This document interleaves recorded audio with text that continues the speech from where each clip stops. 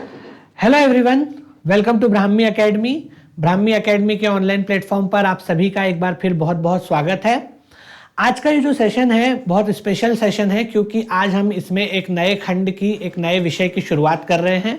मुख्य परीक्षा को टारगेट करते हुए मध्य प्रदेश लोक सेवा आयोग की मुख्य परीक्षा का प्रश्न पत्र नंबर 1 और उसका भाग ख या भाग ब बोल लीजिए, पार्ट बी जिसको हम बोलते हैं, उसकी शुरुआत हम आज कर रहे हैं। और ये जो खंड है भूगोल से संबंधित है। इसमें आपकी जितनी भी यूनिट्स हैं उसमें भूगोल से संबंधित अलग अलग जो खंड या सब पार्ट्स हैं, उपखंड है, उसके विषय में आपसे प्रश्न पूछे जाने वाले हैं। आप सब पाठ्यक्रम से अवगत होंगे ही। तो आज का ये जो सेशन डेडिकेटेड रहेगा वो ज्योग्राफी पे रहेगा। और आज से हम इसकी क्योंकि शुरुआत ही कर रहे हैं, इसलिए इसके पहले टॉपिक से जो प्रथम इसमें खंड दिया हुआ है उससे शुरुआत करेंगे, पहली यूनिट से। तो सबसे पहले तो हम थोड़े से इसके बारे में कुछ बेसिक बात करते हैं। 2-3 बातें मैं आपसे पहले स्पष्ट करूंगा, उसके बाद फिर हम विधिवत कक्षा प्रारंभ करेंगे। पहली बात तो यह है कि भूगोल से संबंधित जो प्रश्न पूछे जा रहे हैं या जो पूछे जाते हैं, एक तो यह कि बहुत ही ट्रेडिशनल सब्जेक्ट है। जैसे हिस्ट्री है, पॉलिटी है, उसी तरह का ये भी ट्रेडिशनल सब्जेक्ट है। लेकिन इसमें कुछ नए पोर्शंस जो है वो ऐड हो गए हैं आपके सिलेबस में। जैसे आज जो ये खंड में आपसे डील करने वाला हूँ, ये नितांत नया एक विषय है या एक नया खंड है, जिसमें आपको कुछ ऐसी बातें पढ़नी है जो थोड़ी सी अपने आप में अनयूजुअल है, क्योंकि पहले ये सिलेबस का हिस्सा नहीं था। तो ये थोड़ा सा नया टॉपिक है, एक चीज़। दूसरी चीज़ ये है कि ये जो सेशंस रहेंगे इसमें मैं थोड़ा सा आंसर राइटिंग पर ज़्यादा फोकस रखूंगा अलोंग विद दी टॉपिक, क्योंकि टॉपिक तो हम पढ़ेंगे ही पढ़ेंगे, लेकिन साथ ही साथ उससे कौन कौन से प्रश्न पूछे जा सकते हैं, लघु उत्तरीय प्रश्न कौन से हो सकते हैं, दीर्घ उत्तरीय प्रश्न कौन से हो सकते हैं। अगर एक ही टॉपिक से लघु उत्तरीय या दीर्घ उत्तरीय प्रश्न आता है तो उसको कैसे डील करना है, कौन सी चीज़ें उसमें आपको इंक्लूड करना है, कौन सी चीज़ें इंक्लूड नहीं करना है। अगर आप शॉर्ट टर्म या शॉर्ट आंसर लिख रहे हैं तो कैसे उसको लिखना है, लॉन्ग में कैसे लिखना है, कौन कौन सी चीज़ें इंक्लूड करना है, आंसर राइटिंग का फॉर्मेट क्या रखना है, किस तरह से आप डायग्राम्स के थ्रू एक्सप्लेन कर सकते हैं। तो पूरे सब्जेक्ट में हम आंसर राइटिंग पे एक फोकस रखेंगे, क्योंकि पढ़ना तो है ही है, वो तो सभी स्टूडेंट्स करते ही हैं और सभी कैंडिडेट्स उसमें अपनी तैयारी का 100% डालते ही हैं।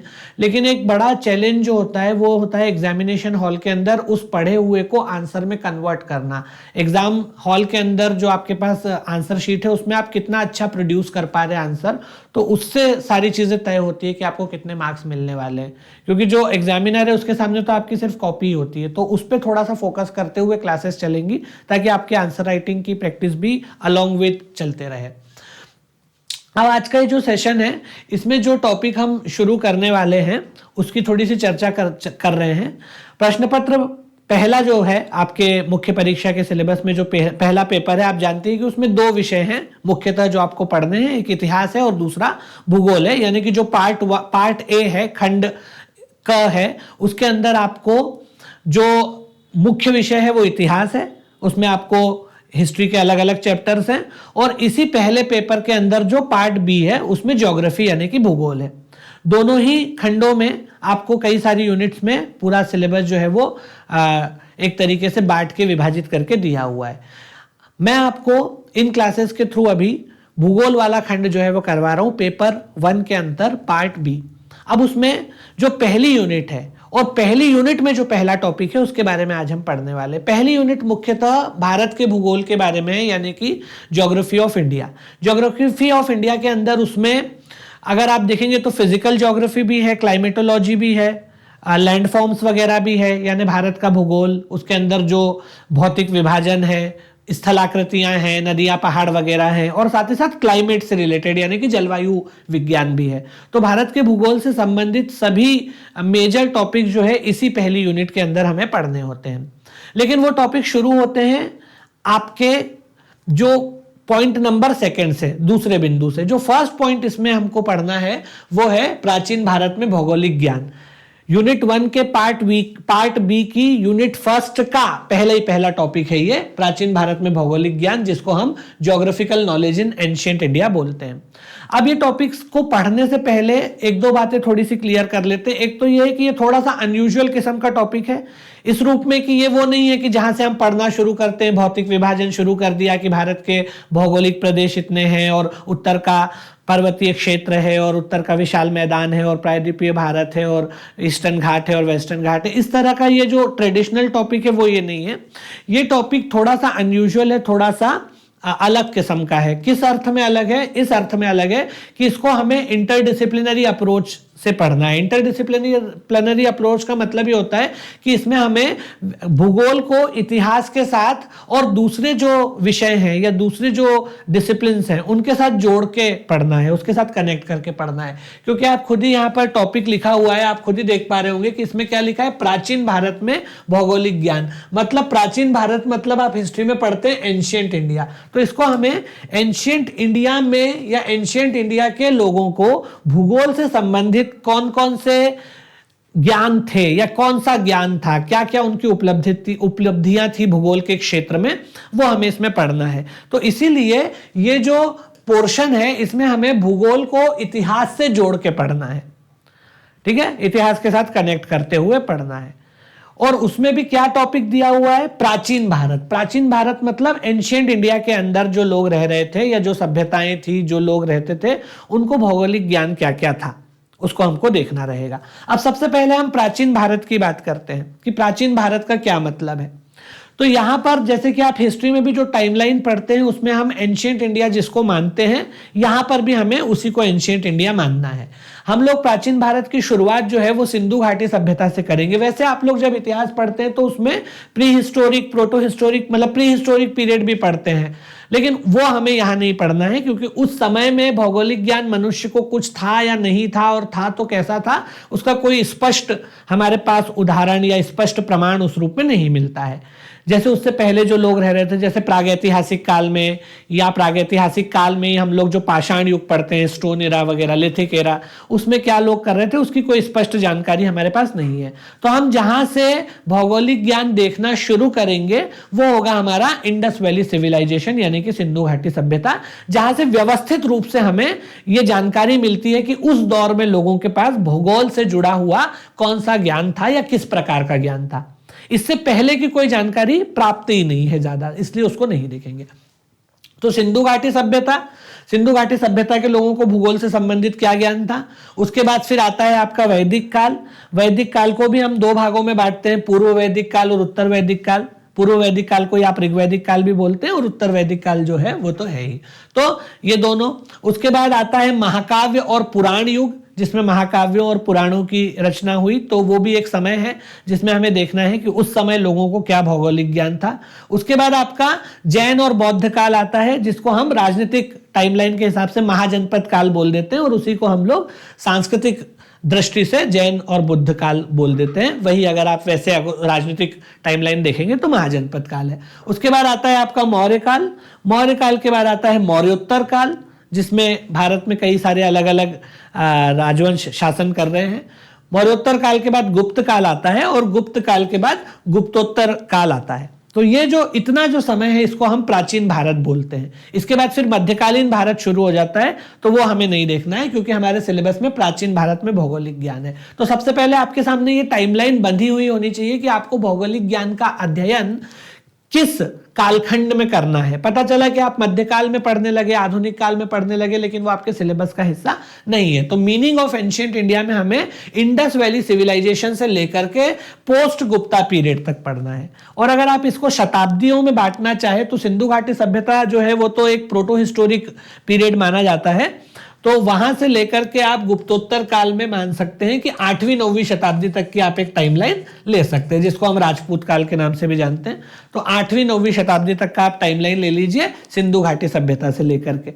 और इस पूरे पीरियड में प्राचीन भारत के लोगों के पास किस प्रकार का भौगोलिक ज्ञान था, इस क्षेत्र में उनकी क्या उपलब्धियां रही, क्या खोजें रही, क्या अन्वेषण रहा, और किस तरह की खोजें थी, किस तरह के अन्वेषण थे, वो किन किन चीजों से परिचित थे या नहीं थे, उसके विषय में हमें जानकारी हासिल करनी है, उसके विषय में हमें डिटेल में पढ़ना है। तो एक तो ये बात हो गई।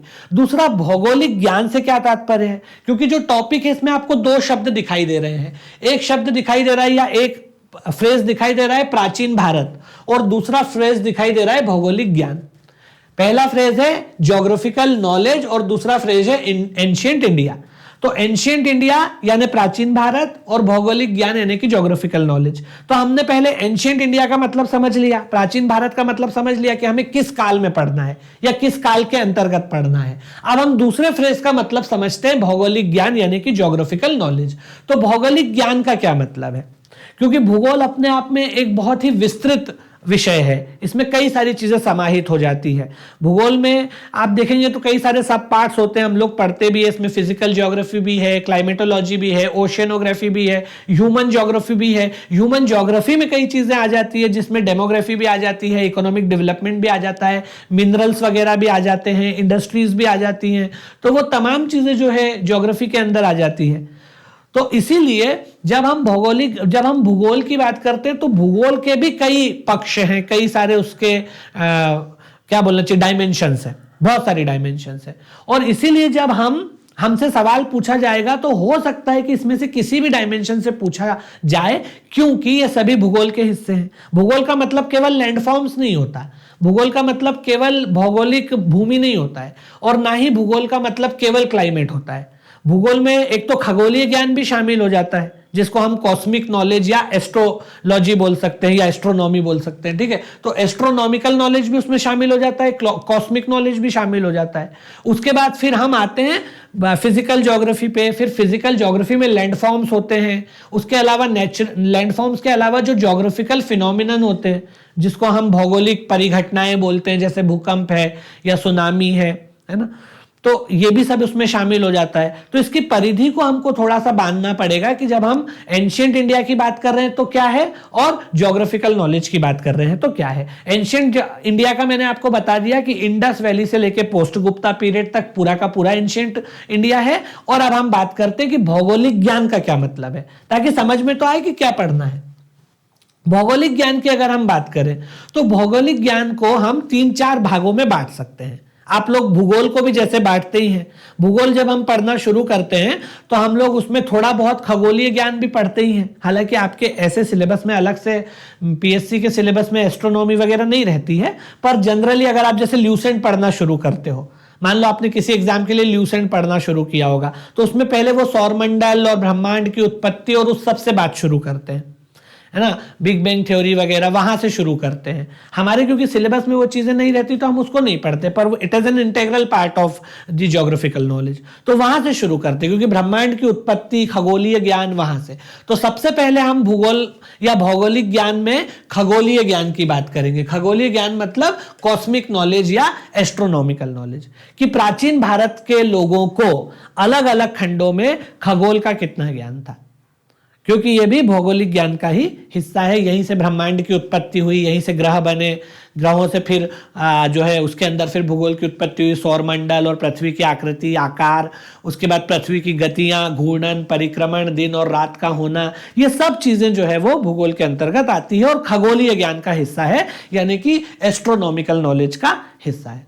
और प्राचीन भारत में इसका ठीक ठाक नॉलेज था लोगों को, इसीलिए इससे प्रश्न भी बनने की प्रायिकता ठीक ठाक रहती है। प्राचीन भारत में लोगों को अगर आप देखेंगे कि पुराने ग्रंथों वगैरह को देखोगे तो उसमें लोगों को खगोलीय ज्ञान काफी अच्छे स्तर का है, उस जमाने के हिसाब से ठीक ठाक लेवल का ज्ञान हुआ करता था, इसीलिए इससे प्रश्न बनने की भी गुंजाइश पैदा हो जाती है, ठीक है। तो खगोलीय ज्ञान, अब खगोलीय ज्ञान में क्या क्या आता है, तो ब्रह्मांड की उत्पत्ति से संबंधित सिद्धांत, सौर मंडल की स्थिति कि भाई पृथ्वी एक ग्रह है, सूर्य है, चंद्रमा है, ये सब सौर मंडल के हिस्से हैं। पृथ्वी के अलावा कौन कौन से ग्रह है, उनको किस रूप में देखा जा रहा है ना। तो ब्रह्मांड की उत्पत्ति, उसके बाद सौर मंडल में सूर्य, चंद्रमा, उसके अलावा पृथ्वी के अलावा जो ग्रह है, फिर ग्रहण वगैरह जो लगते हैं वो सब आ जाता है। उसके बाद पृथ्वी, हमको मेनली पढ़ना है पृथ्वी, तो पृथ्वी की आकृति और आकार से संबंधित चीजें, पुराने जमाने में प्राचीन भारत में लोगों को पृथ्वी की आकृति और आकार से संबंधित क्या नॉलेज था, वो कितना सही था कितना गलत था, उनके नॉलेज का क्या आधार था, वो सब चीजें। उसके बाद पृथ्वी की गतियां, घूर्णन एवं परिक्रमण, 2 गतियां पृथ्वी की है, इससे संबंधित क्या ज्ञान प्राचीन भारत के लोगों को था, ठीक है।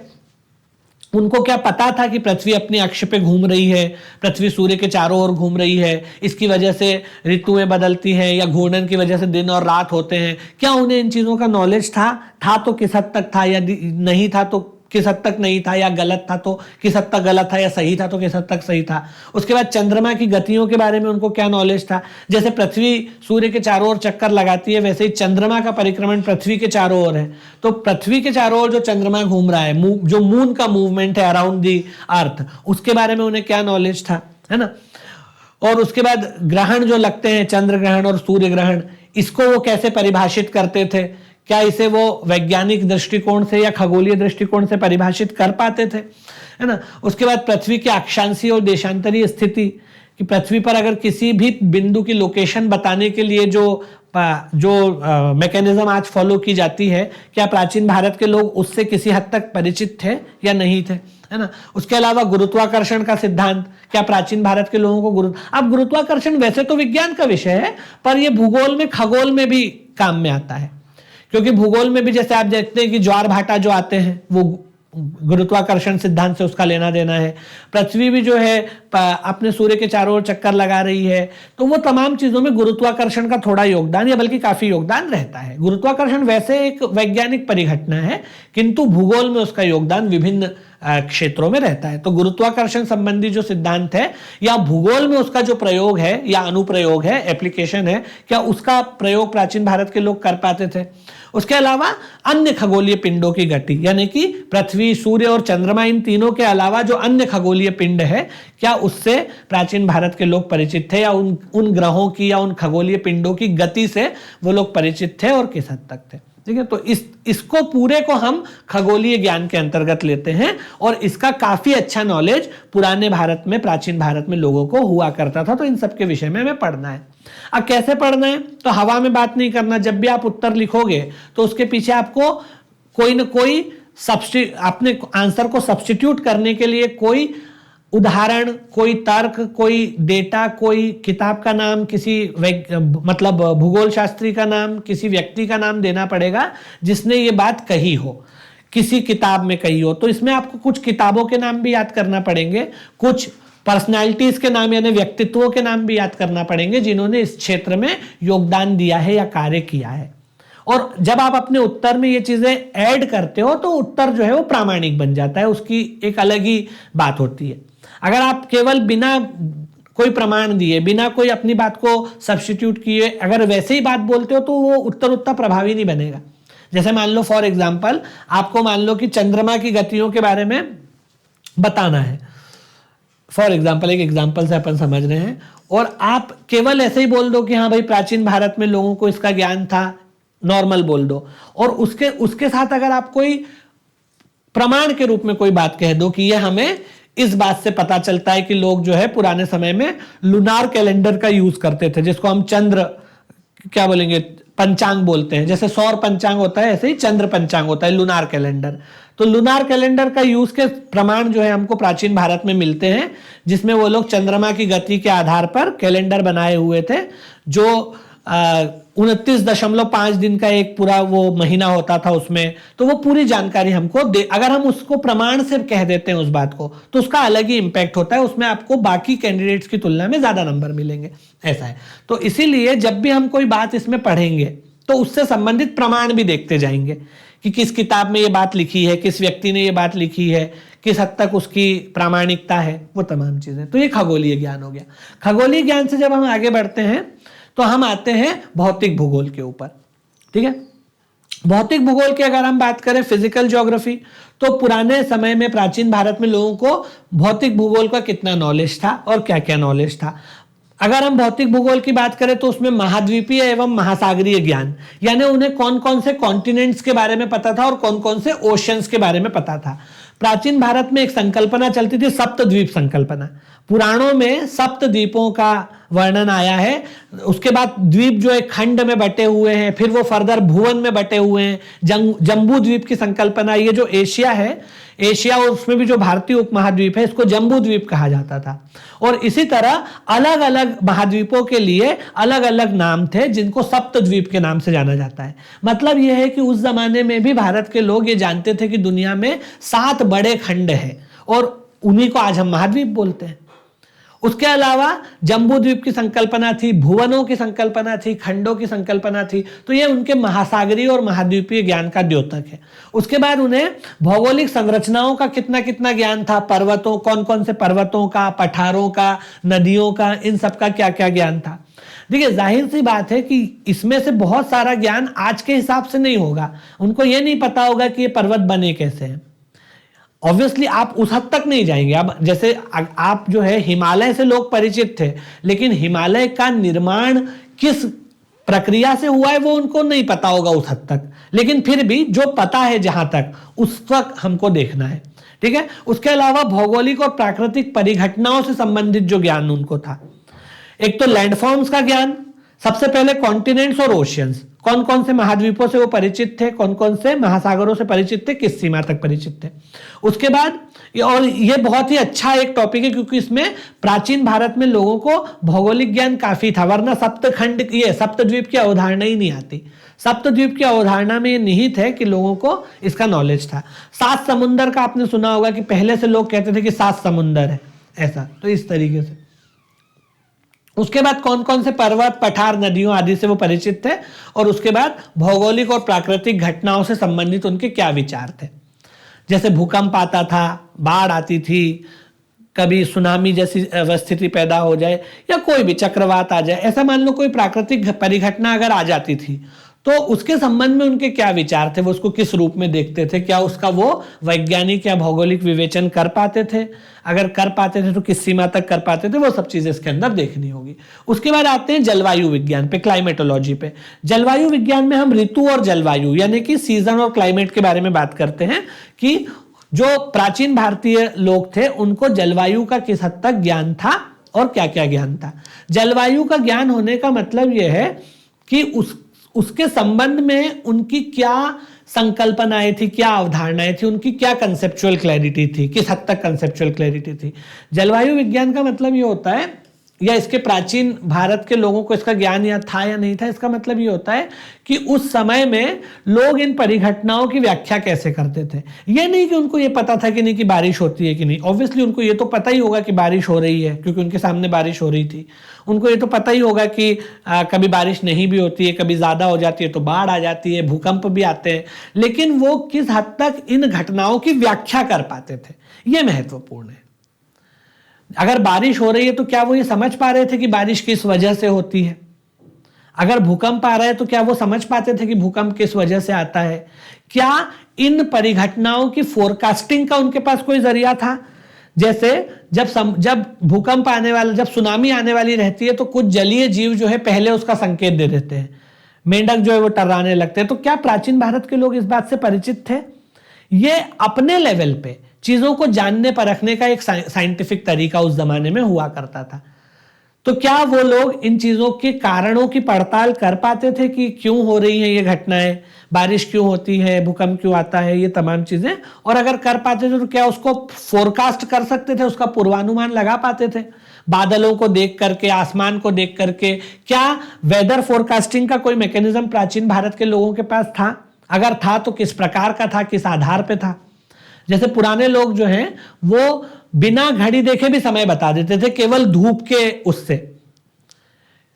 आज हम लोग जो है बिना घड़ी के समय नहीं बता सकते, लेकिन प्राचीन भारत में जो लोग थे या किसी भी जमाने में प्राचीन समय में कहीं पे भी लोग थे तो वो केवल धूप की गति से, सूर्य की गति से समय एग्जैक्ट बता देते थे कि इस समय इतने बज रहे होंगे।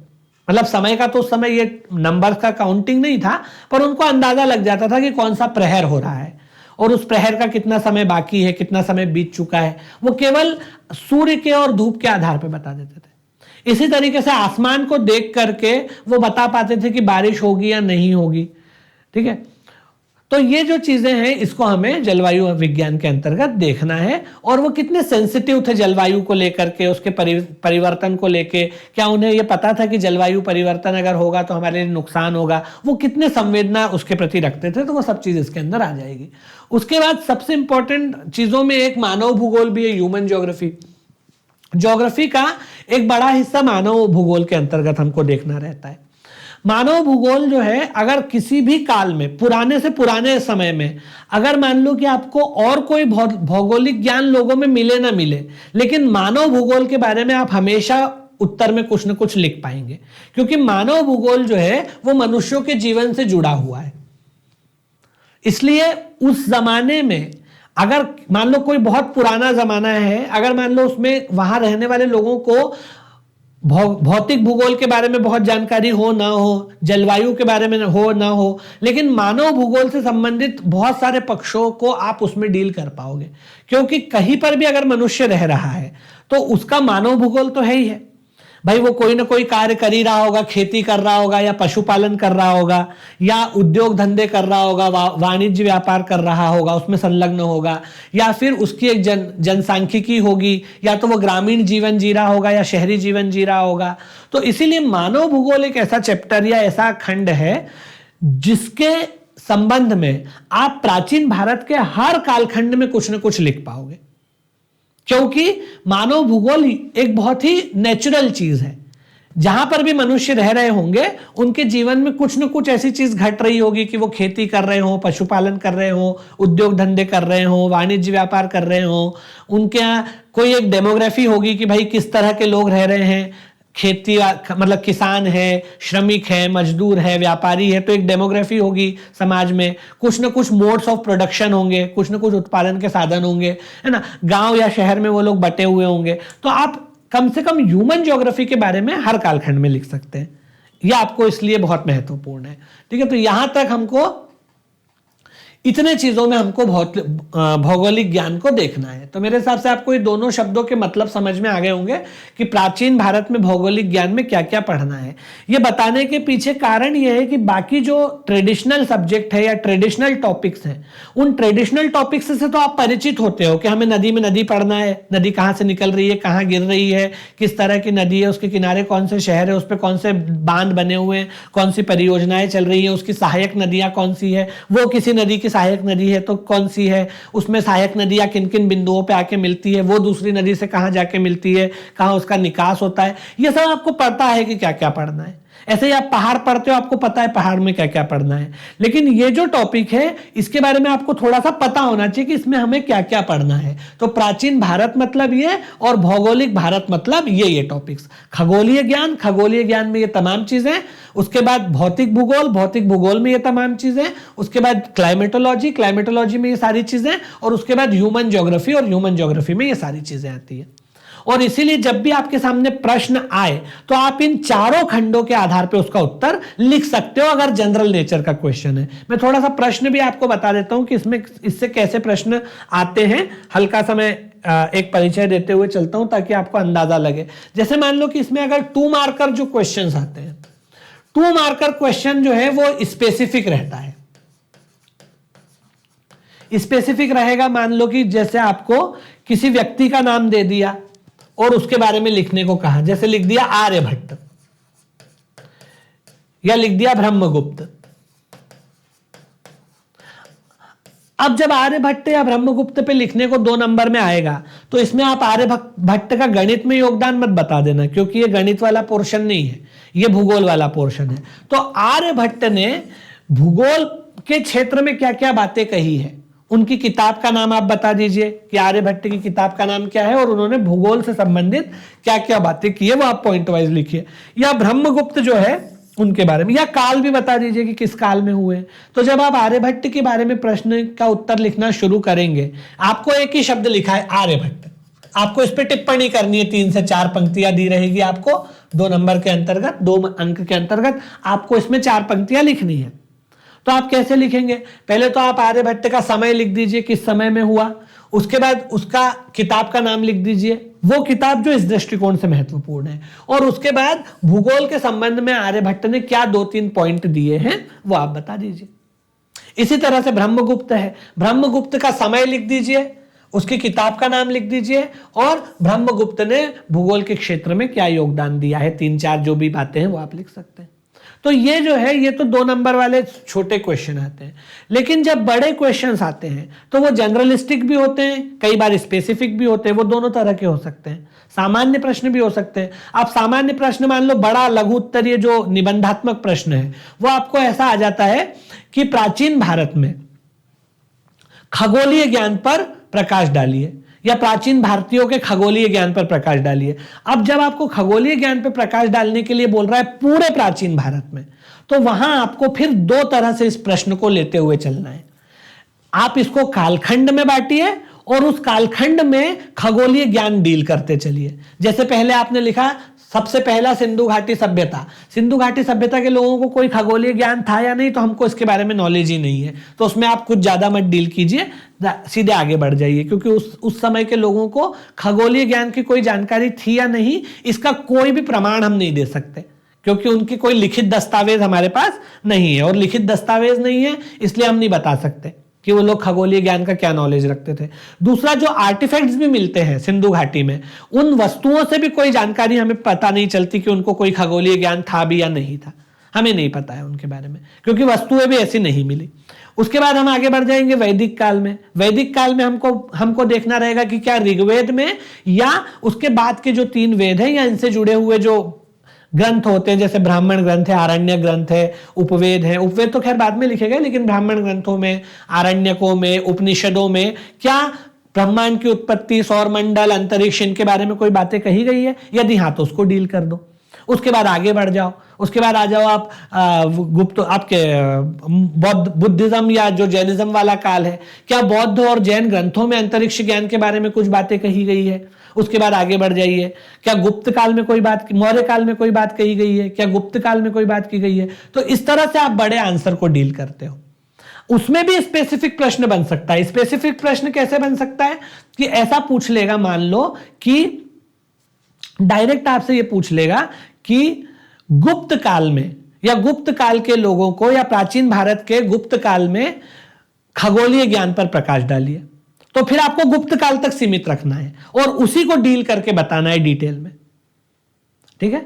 या फिर बोल देगा कि सिंधु घाटी सभ्यता के समय, सिंधु घाटी सभ्यता के समय या सिंधु घाटी सभ्यता के लोगों के भौतिक भूगोल या भौतिक स्थलाकृतियों संबंधी ज्ञान पर प्रकाश डालिए। वहां पर आपको फिर भौतिक भूगोल तक सीमित रहना है और सिंधु घाटी सभ्यता तक सीमित रहना है। अब सिंधु घाटी सभ्यता के लोगों को क्या क्या भौतिक भूगोल का नॉलेज था, तो उनका जो क्षेत्र था, जिस क्षेत्र में वो रह रहे थे, उससे संबंधित आप सब कुछ लिख सकते हो।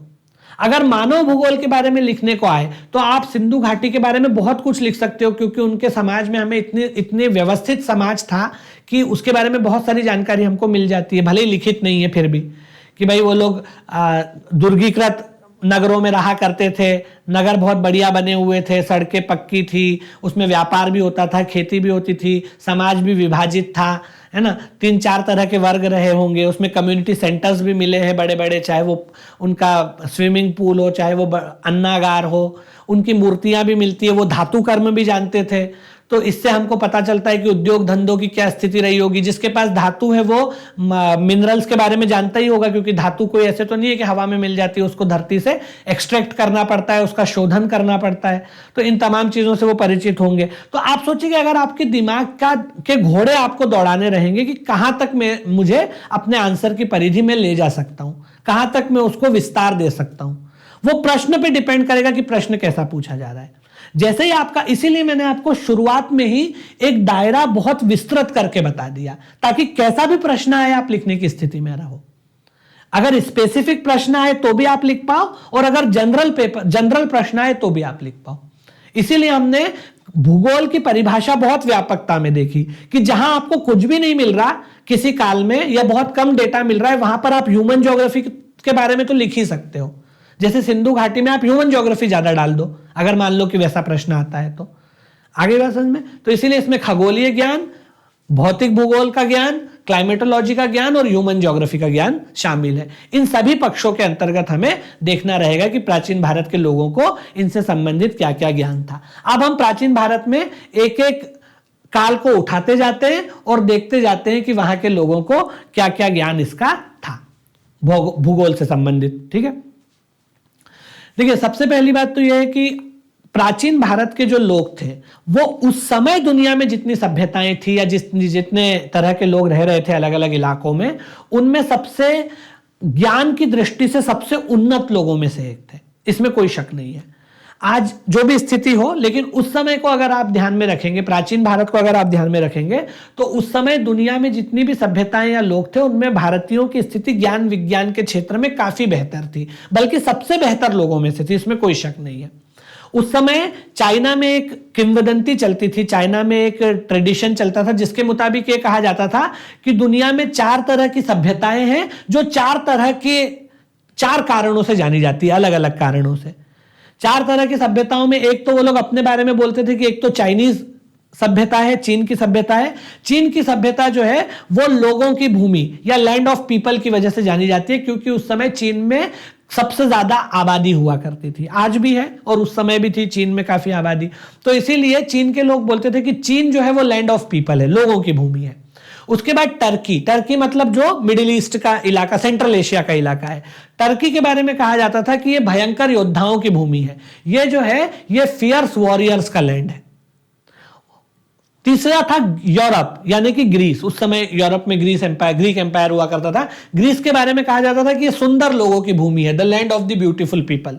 और चौथी थी भारत, इंडिया, और इंडिया के बारे में कहा जाता था कि ये बुद्धिमान पुरुषों की भूमि है, the land of wise man. Man का मतलब यहां पर केवल पुरुष नहीं, इसमें महिलाएं भी शामिल है। पुरुष का मतलब यहां व्यक्ति से, ठीक है।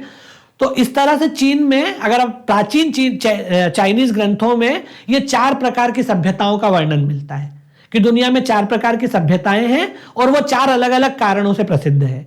चीन की सभ्यता अपनी विशाल आबादी के लिए, यूरोप की सभ्यता अपने सुंदर लोगों के लिए, टर्की की सभ्यता अपने लड़ाकों के लिए, योद्धाओं के लिए, और भारत की भूमि अपनी बुद्धि के लिए, बुद्धिमान लोगों के लिए, सबसे ज्यादा इंटेलेक्चुअल लोगों के लिए जानी जाती थी।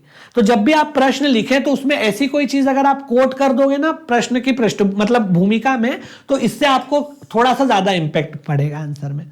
जैसे ही आप भूमिका बांधना शुरू करो, मान लो अगर स्कोप है तब, अगर स्कोप नहीं है तो बात अलग है। छोटा आंसर है तो उसमें आप ये सब चीजें नहीं लिख सकते, वहां आपको टू द पॉइंट लिखना पड़ता है। लेकिन अगर बड़ा प्रश्न है और प्रश्न में इतना स्कोप है कि आप भूमिका के रूप में 3-4 लाइन इन्वेस्ट कर सकते हो अपनी, तो आप ऐसी चीज से उसकी शुरुआत कर दो, तो अलग ही एक इंपैक्ट जाएगा कि हाँ, प्राचीन भारत में बुद्धिमान लोगों की वजह से इसको जाना जाता था। ये it was use to be called a land of the land of wise man. बुद्धिमान लोगों का जमीन इसको माना जाता था, या बुद्धिमान व्यक्तियों की भूमि इसको माना जाता था। और जिस भूमि को, जिस लैंड को, जिस इलाके को, जिस क्षेत्र को बौद्धिकता की भूमि के रूप में पहचान मिली हुई है, जिसको बौद्धिकता की भूमि माना जा रहा है, हम ये मान सकते हैं कि वहां पर ज्ञान विज्ञान के, दर्शन साहित्य के, भूगोल के, अंतरिक्ष के, खगोल विज्ञान के अलग अलग क्षेत्रों में प्रगति हुई होगी, तभी तो इसको बौद्धिक लोगों की भूमि कहा जा रहा है। वरना क्यों कहा जाता? इसका मतलब है कि इसमें ज्ञान विज्ञान के विभिन्न क्षेत्रों में एक बड़ी प्रगति हुई होगी, विशद प्रगति हुई होगी, बहुत बड़ी बड़ी उपलब्धियां उस समय भारत के लोगों की रही होगी इस क्षेत्र में, तभी इसको बौद्धिक पुरुषों की भूमि कहा गया। ठीक है, तो इस तरह से आप लिख सकते हैं शुरुआत। और यह बात सिद्ध भी है, भारत के जो पुराना साहित्य मिलता है, पुरानी किताबें मिलती है, पुराने विद्वानों के कथन हमको मिलते हैं, तो हमें उससे पता चलता है कि दर्शन में, भूगोल में, इवन अभियांत्रिकी में, इंजीनियरिंग में, उसके अलावा ज्ञान विज्ञान के विभिन्न क्षेत्रों में भारत के लोगों का ठीक ठाक दखल रहा होगा, और बल्कि था ही।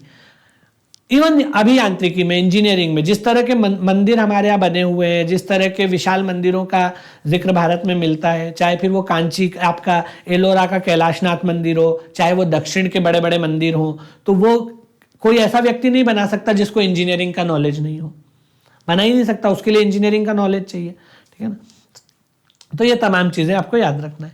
इसका कारण, दूसरा कारण, अब भारत के लोगों को इतना ज्यादा अनुभव भूगोल में भी था और बाकी क्षेत्रों में भी था। क्यों था? ऐसा तो नहीं था कि ये लोग जो है इनहेरेंटली बुद्धिशाली थे, बुद्धिमान थे, या भगवान ने उनको बुद्धिमान बनाकर ही भेजा था, ऐसा नहीं था। इसकी वजह यह थी कि भारत की जो भूमि है वो विविधता से भरी हुई है। विविधता से भरी होने की वजह से इनको डाइवर्स नॉलेज मिलता था हर चीज का।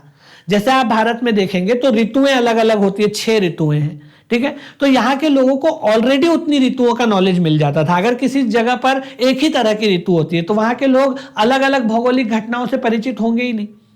दूसरी बात है कि भारत का लैंडमास भी बहुत ज्यादा डाइवर्स है।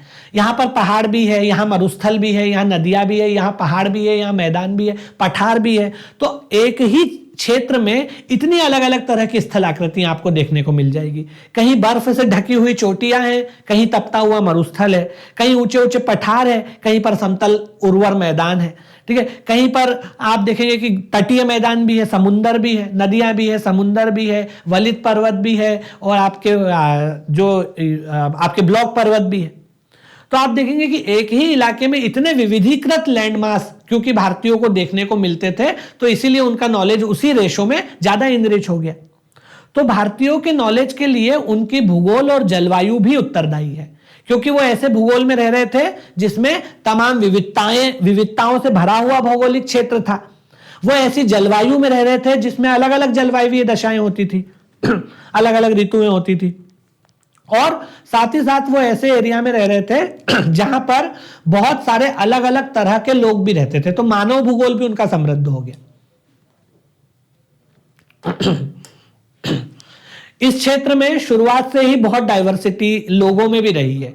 जैसे आप देखते हैं कि भारत में अलग अलग नस्लों के लोग हैं, कुछ कॉकेशाइड हैं, कुछ द्रविडियंस हैं, कुछ प्रोटो ऑस्ट्रेलियाइड हैं, कुछ मंगोलाइड हैं, ये सब रेसेस हैं। जैसे आप उत्तर में जाओगे, नॉर्थ में, तो कश्मीर, पंजाब, हिमाचल के लोग अलग दिखते हैं। साउथ में जाओगे अगर आप दक्षिण में, तो वहां के लोग अलग दिखते हैं। हमारी जनजातियां अलग हैं। आप नॉर्थ ईस्ट में जाओगे तो वहां मंगोलाइड्स हैं, वो एकदम अलग हैं। तो आप देखते हैं कि भारत में ये रेशियल डाइवर्सिटी जो है, नस्लीय विविधता, ये भी बहुत ज्यादा है। तो मानव भूगोल में भी डाइवर्सिटी आ गई। ठीक है, साथ ही साथ भारत में अलग अलग तरह की इकोनॉमिक एक्टिविटीज भी होती थी, खेती भी होती है, व्यापार भी होता है। खेती भी अलग अलग जगह अलग अलग फसलों की होती है। हर जगह आप देखेंगे, उत्तर में कश्मीर में केसर की खेती होती है, तो हमारे यहाँ कपास की भी खेती होती है। अलग अलग इलाकों में कहीं चाय, कहीं काफी, अलग अलग तरह की खेती होती है। तो इसलिए हर क्षेत्र में डाइवर्सिटी होने की वजह से इंडियंस को एक्सपोजर ज्यादा मिलता था, उनको बहुत एक्सपोजर मिलता था हर चीज का, और इसीलिए उनका भौगोलिक ज्ञान भी उतना ही समृद्ध हो गया, उतना ही विशद हो गया, उतना ही विस्तृत और विविधीकृत हो गया। ठीक है, तो उत्तर लेखन के क्रम में आप इस तरह से चीजों को जब समेटते चलेंगे ना, तो आपको ज्यादा विमाएं मिलेंगी, ज्यादा डायमेंशंस मिलेंगे, और वो आपके कॉपी पे भी उतर के आ जाएंगे। चाहे फिर वो स्पेसिफिक, अगर मान लो आपसे सीधा ये प्रश्न पूछ ले, एक विचार परक प्रश्न पूछ ले कि प्राचीन भारत में भारतीयों के भौगोलिक ज्ञान का जो क्षेत्र था वो बहुत विस्तृत था, क्यों था बाकियों की तुलना में? अन्य क्षेत्रों की तुलना में, या अन्य महाद्वीपों या अन्य सभ्यताओं की तुलना में, अन्य समकालीन सभ्यताओं की तुलना में प्राचीन भारतीय सभ्यता के भौगोलिक विकास के क्या कारण थे? कौन से फैक्टर्स उत्तरदायी है, कौन से कारक उत्तरदायी है? तो आपको यह बताना पड़ेगा कि भाई ऐसा नहीं कि हम इनबिल्टी कोई बहुत बुद्धिमान लोग थे।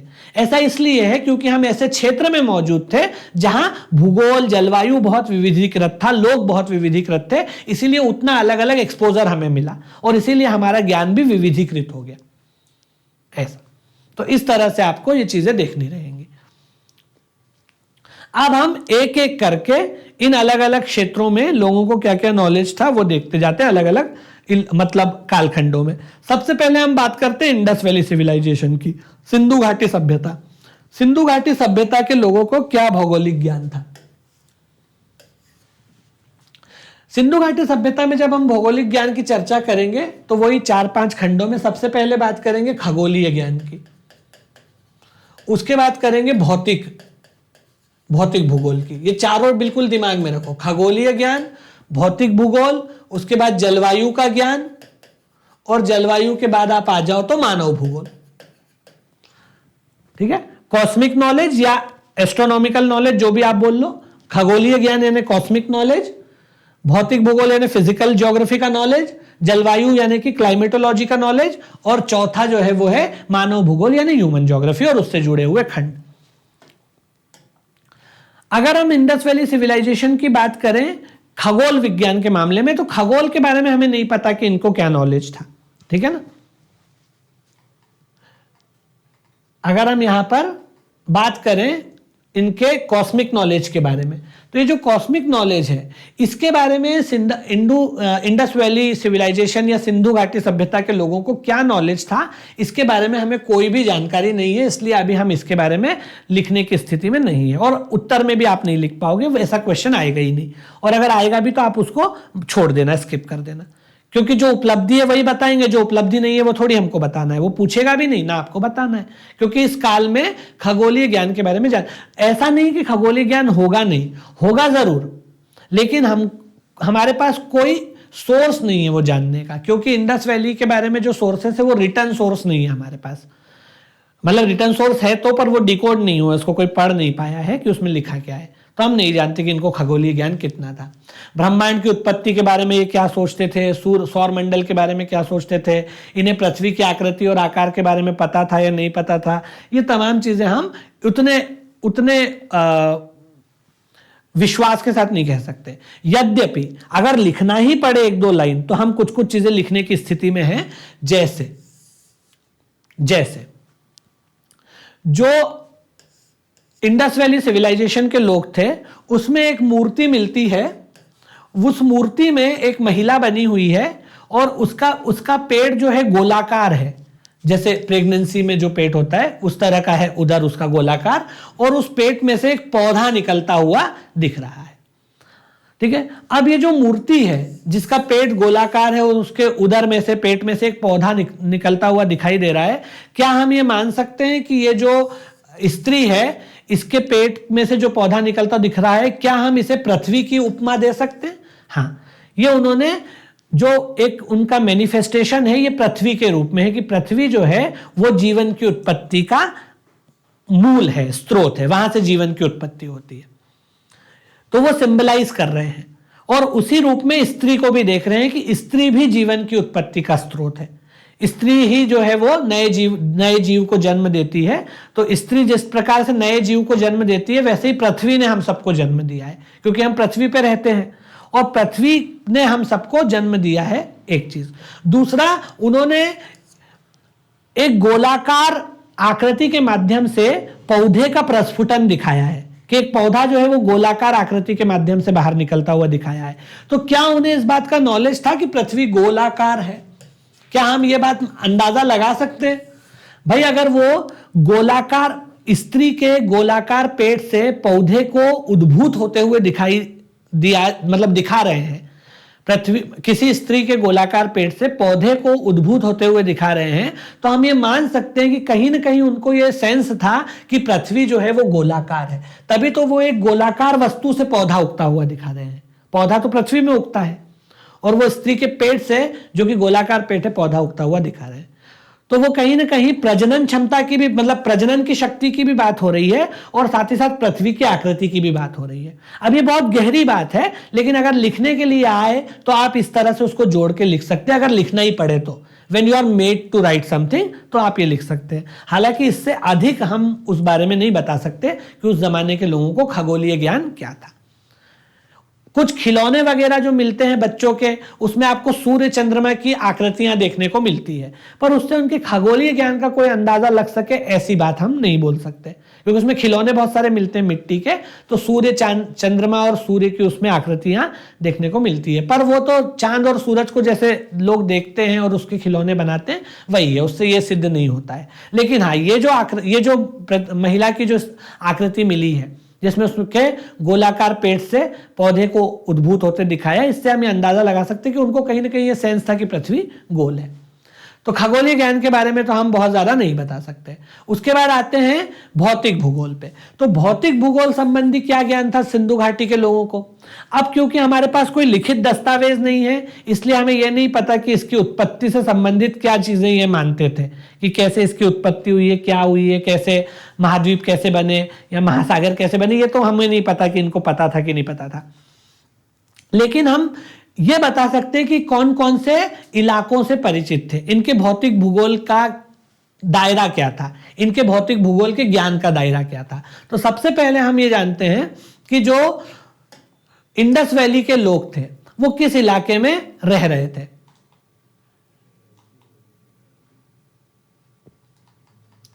वो किस इलाके में रह रहे थे। तो वो जिस इलाके में रह रहे थे सबसे पहले हम उसी की बात करते हैं, ठीक है।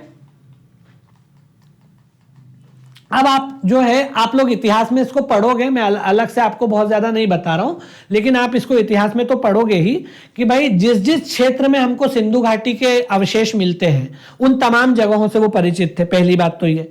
अब वो भारत में रह रहे थे तो भारत में आप देखेंगे कि जिस जिस इलाके में वो रहते थे उस जगह से वो परिचित रहे होंगे। उसका क्या नाम देते थे हमें नहीं पता नाम, क्योंकि नाम इसलिए नहीं पता है क्योंकि उनका कोई रिटन टेक्स्ट हमारे पास नहीं है। पर वो जिस जिस इलाके में रहते थे उस जगह के पहाड़, पर्वत, नदी, मैदान इत्यादि से परिचित थे।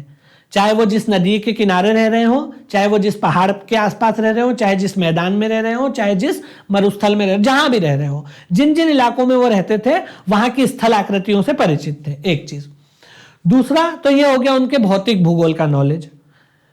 और भौतिक भूगोल के नॉलेज में इससे ज्यादा हम नहीं बता पाते कि उन लोग और किस चीज से परिचित थे, क्योंकि उनका हमारे पास कोई रिटर्न टेक्स्ट नहीं है।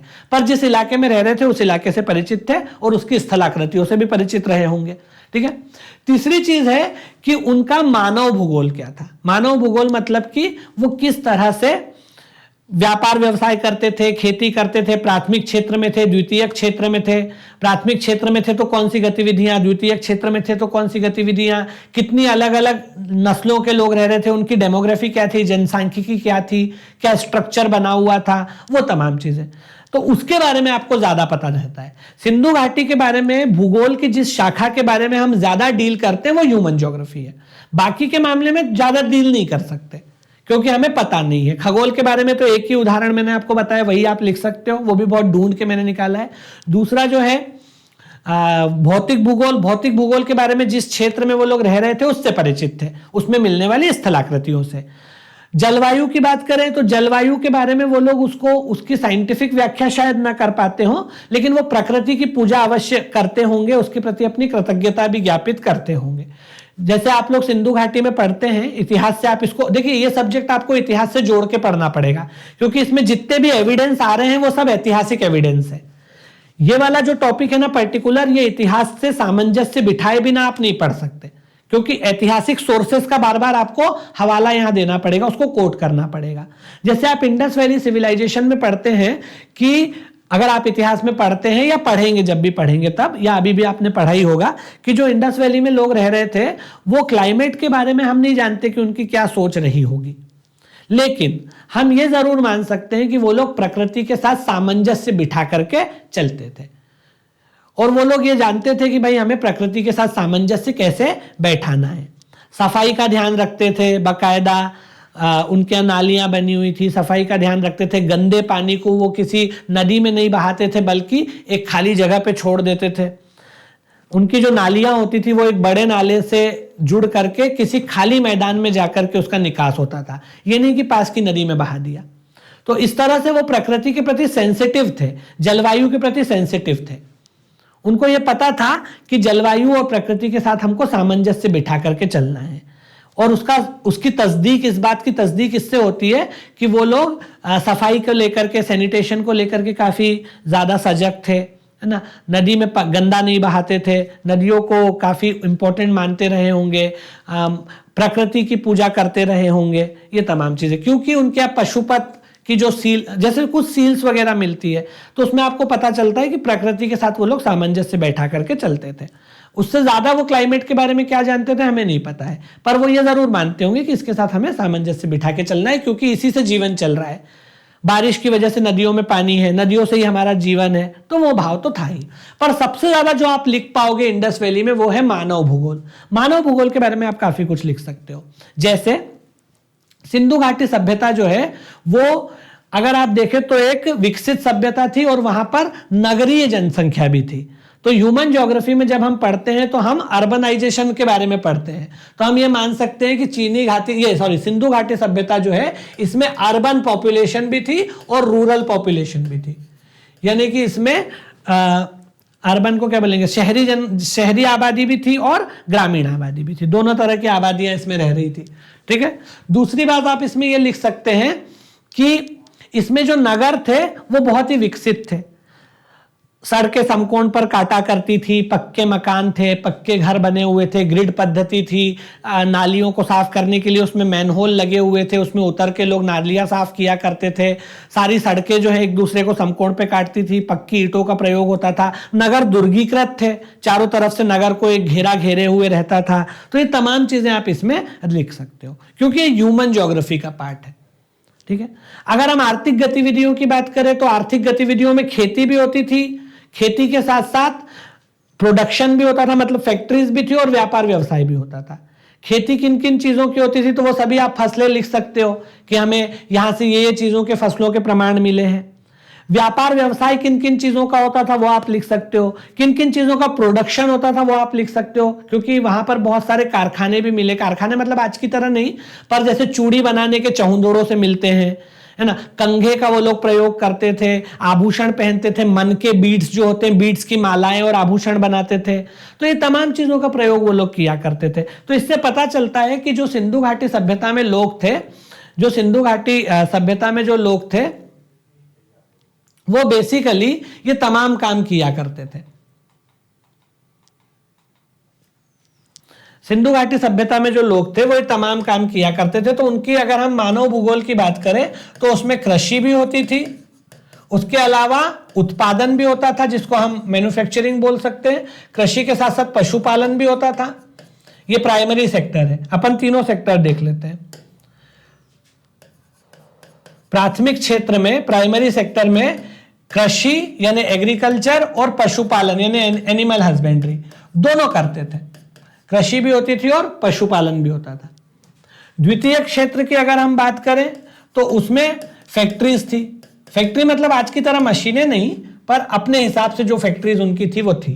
जैसे वो लोग मनके बनाते थे, बीड्स, चूड़ियां बनाते थे, धातु कर्म करते थे, धातु की मूर्तियां बनाते थे, धातु के बर्तन बनाते थे, उसके अलावा आभूषण बनाते थे, कंघे बनाते थे, कपड़े भी बनाते थे, ऊनी कपड़े, सूती कपड़े सभी बनाते थे। तो ये सब इंडस्ट्रीज भी थी उनके पास।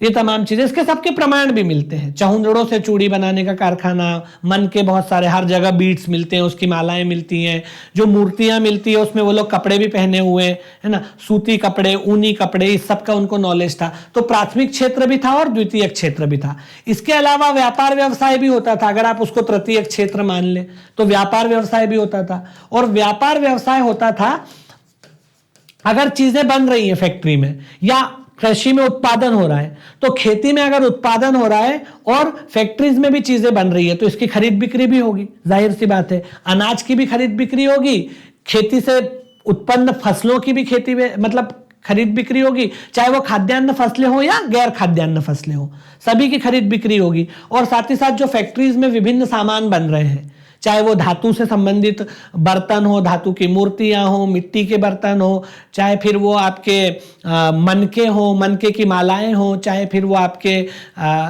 कोई भी हो, चूड़ियां हो, बैंगल्स हो, इवन लिपस्टिक, प्रसाधन सामग्री, क्या क्या चीजें नहीं थी। तो सभी चीजें, नाव है, नौकाएं बनती थी, मिट्टी की भी बनती थी, लकड़ी की भी बनती थी। तो ये तमाम चीजों से संबंधित फैक्ट्रीज रही होंगी या आर्थिक उपक्रम रहे होंगे। और उन्हीं सब चीजों की खरीद बिक्री भी देश के अंदर भी और देश के बाहर भी, देश का तो तब सिद्धांत नहीं था, मतलब इस क्षेत्र के अंदर भी और क्षेत्र से बाहर भी इनका व्यापार होता था। ठीक है। तो ये तीनों क्षेत्र थे। मानव भूगोल में आप ये सब लिख सकते हो सिंधु घाटी में। उसके बाद पशु भी पालते थे, बहुत सारे पशु ये लोग पालते थे, जो आपको अलग अलग उसके प्रमाण मिल जाएंगे। आप हिस्ट्री में पढ़ोगे कि कौन कौन से पशु ये पालते थे। कुछ कुछ पशुओं को बहुत पवित्र मानते थे, जैसे कुबड़ वाला सांड, कुबड़ वाले सांड को काफी पवित्र मानते थे। उसके अलावा भी बहुत सारे पशु पालते थे ये लोग। ठीक है। उसके अलावा तो प्राथमिक क्षेत्र, द्वितीय क्षेत्र, तृतीय क्षेत्र। उसके अलावा जो इनका क्योंकि पारराष्ट्रीय व्यापार भी चलता था, पारराष्ट्रीय मतलब इस क्षेत्र से बाहर, तो लोथल एक बड़ा बंदरगाह हुआ करता था। अब लोथल बंदरगाह था और समुद्र के मार्ग से जो है उस समय मेसोपोटामिया के इलाकों से व्यापार होता था। ये सब आप इस हिस्ट्री में पढ़ते ही हैं। उस जमाने में इसकी कंटेम्प्रेरी एक सिविलाइजेशन थी आज के इराक वगैरह के इलाके में, जिसको मेसोपोटामिया की सभ्यता बोलते हैं, दजला और फरात नदियों की घाटी में, जिसको अंग्रेजी में यूफ्रेट्स और टिग्रिस बोलते हैं। इन नदियों की घाटी में एक सभ्यता थी मेसोपोटामिया। मेसोपोटामिया के लोगों के साथ सिंधु घाटी के लोगों का आर्थिक व्यापारिक संबंध थे, व्यापार व्यवसाय के संबंध थे। वहां से लोग सामान यहां बेचने आते थे और यहां से लोग सामान मेसोपोटामिया बेचने जाते थे। इवन इससे भी ज्यादा दूर तक लोग जाया करते थे। और ये जो व्यापार होता था ये समुद्र के रास्ते होता था, नौकाओं में बैठकर लोग जाते थे। लोथल से बंदरगाह भी, मतलब बहुत बड़ा बंदरगाह हुआ करता था गुजरात में, लोथल। अब इससे क्या सिद्ध होता है भूगोल के टर्म में? इससे यह सिद्ध होता है कि ये लोग समुद्र से भी परिचित थे, समुद्र में नौकायन भी जानते थे, नेविगेशन भी जानते थे, समुद्री यात्राओं का भी इनको नॉलेज था, दिशा का भी ज्ञान था। क्या बगैर दिशा का ज्ञान हुए कोई समुद्र पार करके यहां से इराक जा पाएगा? भले ही हमको इनके ग्रंथ नहीं मिलते, किताबें नहीं मिलती, पर जो काम ये लोग कर रहे थे ये बगैर भौगोलिक ज्ञान के, बगैर समुद्री ज्ञान के, बगैर दिशा के ज्ञान के, बगैर थोड़े बहुत खगोलीय ज्ञान के किया नहीं जा सकता। भले ही उनके पास बहुत डेफिनेट सेंस में नॉलेज नहीं होगा, पर ये तमाम गतिविधियां बताती हैं कि उनको ये तमाम नॉलेज रहे होंगे सिंधु घाटी के लोगों को। तो वहां पर आपको रिटर्न सोर्स नहीं भी मिलता ना, तो आप इसके माध्यम से प्रूव कीजिए कि उन लोगों को क्या नॉलेज था। इससे सिद्ध हो जाएगा कि जो व्यक्ति इतने बड़े बड़े काम, इतनी उन्नत सभ्यता है, इतनी उन्नत सभ्यता बगैर भौगोलिक और जलवायु और समुद्र के ज्ञान के, दिशा ज्ञान के नहीं चल सकती। उसमें वो चीजें उनको किसी न किसी स्तर पे पता होंगी, तभी तो ये लोग, क्योंकि इनको दिशा का ज्ञान होना बहुत जरूरी है। समुद्र में कहाँ जाना है, इतना सामने पानी पानी, उनको पता ही नहीं होगा तो कैसे नौका आगे लेके जाएंगे? तो ये तमाम चीजें, तो कोई उपकरण, कोई यंत्र, कोई उनके पास सेंस होगा, कोई नॉलेज होगा, कोई युक्ति होगी, कोई तरीका होगा जिससे वो ये सब काम कर पा रहे होंगे। ठीक है, तो इसमें आपको मानव भूगोल भी आ गया कि भाई ये तमाम प्राथमिक क्षेत्र में कृषि पशुपालन, द्वितीय क्षेत्र में उत्पादन, तृतीय क्षेत्र में व्यापार व्यवसाय कर रहे हैं, और साथ ही साथ इसके तार कहां से जुड़ गए? भौतिक भूगोल से भी जुड़ गए, खगोल से भी जुड़ गए, जलवायु से भी जुड़ गए। तो ऐसे आप इंटरडिसिप्लिनरी में समेटते हुए चलो। जितना आपके पास सोचने का दायरा रहेगा, जितना आपके पास कच्चा माल रहेगा, तो फिर कैसा भी प्रश्न आ जाएगा तो आप उसको कन्वर्ट कर लोगे, कैसा भी प्रश्न आ जाए। देखिए, यह मेरे हिसाब से आपको यहां पे समझ में आ गया होगा। इसके बाद हम आते हैं उनके जो घर वार वो बना रहे थे, वो तमाम चीजें, तो इंजीनियरिंग का भी नॉलेज उनको था, पर वो भूगोल से डायरेक्टली जुड़ा हुआ नहीं है। तो ये इस तरह से आपको इसमें पढ़ना है। इसके अलावा इसमें कौन कौन से लोग थे? अब देखिए, क्योंकि ये दुनिया भर में जा आ रहे थे, तो ये एक तरह से डाइवर्सिफाइड थे। तो अगर हम डेमोग्राफी की बात करें, डेमोग्राफी मतलब जननांकिकी, इंडस वैली सिविलाइजेशन में अगर हम डेमोग्राफी की बात करें यानी जननांकिकी की बात करें, जननांकिकी का मतलब होता है कि कितनी रेशियल डाइवर्सिटी के लोग वहां रह रहे हैं, वो इसका एक पक्ष है। तो जो हमें प्रमाण प्राप्त होते हैं इंडस वैली सिविलाइजेशन के, उससे हमें यह मालूम पड़ता है कि इसमें बहुत सारे अलग अलग रेसेस के लोग रह रहे थे। उसमें प्रोटो ऑस्ट्रेलियाइट्स भी थे, मेडिटेरेनियन भी थे, यहां पर मैंने लिखा भी है, आप उसको देखिए। ये तो अपन ने बता ही दिया, इसमें कोई दिक्कत वाली बात नहीं है।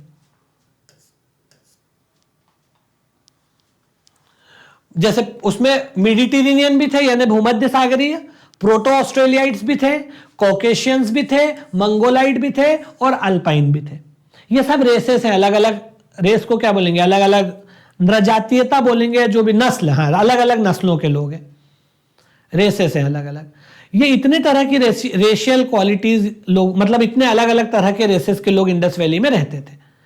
इसका मतलब है कि डेमोग्राफी में भी आप ये लिख सकते हो, जननांकिकी में या जनसांख्यिकी में, कि इसमें रेशियल डाइवर्सिटी थी और इतने अलग अलग तरह के लोग इसमें रहते थे। ये सब आप हिस्ट्री में डिटेल में पढ़ोगे कि कैसे पता चला कि इतने तरह के लोग। तो जो बोन्स के सैंपल होते हैं, डीएनए वगैरह, बोन्स से डीएनए एक्सट्रैक्ट हो जाता है और डीएनए से रेशियल फीचर्स के बारे में काफी कुछ पता चल जाता है। तो वैसे पता चलता है इसके बारे में, क्योंकि बोन से डीएनए का सैंपल मिल जाता है, तो हड्डियों से इनके बारे में ये पता चला है कि ये अलग अलग रेसेस के लोग इस इलाके में रहते थे। अब भले उनमें से कुछ व्यापार व्यवसाय के लिए आए होंगे, पर परिचय तो था ही ना। उस जमाने में लोग व्यापार के लिए भी आते थे तो रहते थे, ऐसा थोड़ी कि तुरंत चले जाते थे। फिर कुछ मिक्स ब्रीड भी हुए होंगे, आपस में उनके संबंध भी बने होंगे, उससे भी कुछ अलग अलग तरह के लोग समाज में आए होंगे। तो इतनी रेशियल डाइवर्सिटी थी, ये आप ह्यूमन ज्योग्राफी में लिख सकते हो। ठीक है। उसके बाद समाज में 4 तरह के वर्ग थे। कुछ लोग जो है वो विद्वान थे, जो पढ़ाई लिखाई का काम करते थे, या पुरोहित वगैरह थे।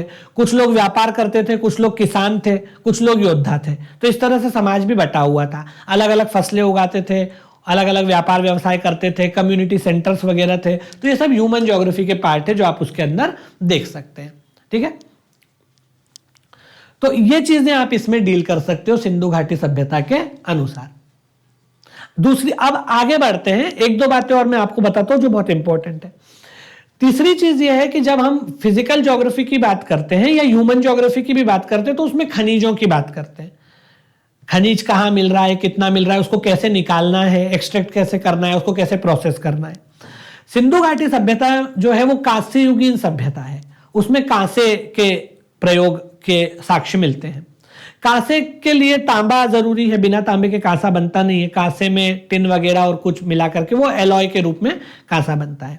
उसके अलावा इसमें आपने एक मूर्ति का नाम सुना होगा, डांसिंग गर्ल। एक आइडल या एक स्कल्पचर है धातु का बना हुआ, जो कि कांसे की मूर्ति है, नर्तकी की प्रतिमा, जो दिल्ली में नेशनल म्यूजियम में रखी हुई है।